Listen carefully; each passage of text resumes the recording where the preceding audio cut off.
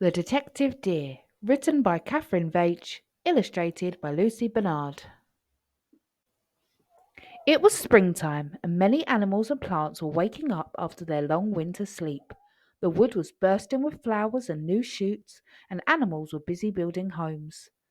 Diamond and Denzel were twin white-tailed deer. They were playing with an old bird's nest whilst their mother went off to graze. The nest shot into a tree hole. Grrr! What's that? No one lives there. Walter the Woodpecker moved out last week, said Diamond. This was a mystery, and Diamond loves solving mysteries. Grrr, went the hole again. Let's get some help. The twins found Cruz, a hungry chipmunk stuffing his face with nuts he had stored over winter. I can't. Oh, ow, said Cruz with his mouth full, but he followed the twins, grabbing some nuts to take with him. Can you spit a nut into that hole? Asked Diamond. They waited as Cruz took aim. Then pop, pop, pop! Cruz spat 3 nuts neatly into the hole. Grrr! Went the hole.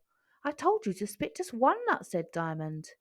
Uh-oh, replied Cruz, who was talking normally now. I hope I get them back. Why won't it come out? Asked Denzel. I'll fetch Shelby, replied Diamond. Maybe he can help us to solve this puzzle. It did not take Diamond long to find Shelby, her friend the grey squirrel. She filled him in on the strange sounds that had come from the hole as they made their way back. Let me drop something in the hole, Shelby suggested. Ready, aim, fire, shouted Diamond. Shelby threw a catkin into the hole. They waited, but nothing happened. Shelby was just about to throw in another catkin when a strange whistle came out of the hole. It was hard to hear at first, but then it got louder and louder until it was so loud that the animals ran away. They ran so fast that they didn't spot a turtle who had just woken up from her winter sleep. She was warming herself in the sun. Hey, watch where you're going. Diamond told the turtle, whose name was Tiffany, about the monster in the hole. Why are big animals like you scared of a whistling hole? Asked Tiffany. I need to see this hole. Can you take me? Tiffany was not the fastest walker, and it took ages to walk back to the hole. Throw something in, said Diamond, but Tiffany couldn't throw anything in.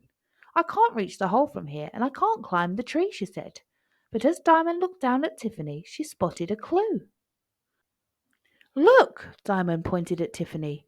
We can't throw Tiffany in the hole, said Denzel, but Diamond was pointing to the tracks on the muddy woodland floor around Tiffany.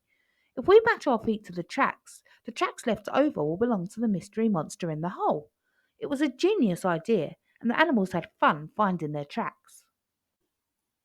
The animals had worked out which tracks belonged to the mystery tree monster, but it did not help them guess its name. So we know its tracks look like this. We all have different poos. Why don't we look for our poo, and the odd poo out will belong to the tree monster, said Denzel. No one had a better idea, so the animals all looked for their poo. It was a smelly job. Ew!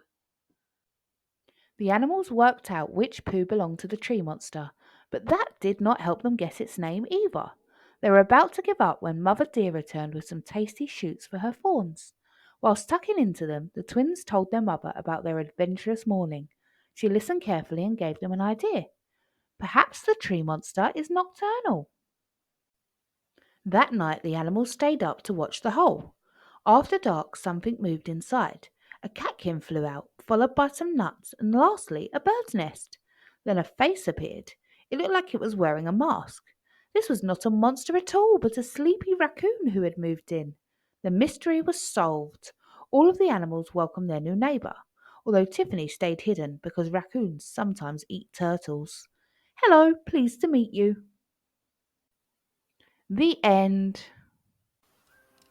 Thank you for listening, and if you enjoyed it, please like and subscribe and come join us for more stories.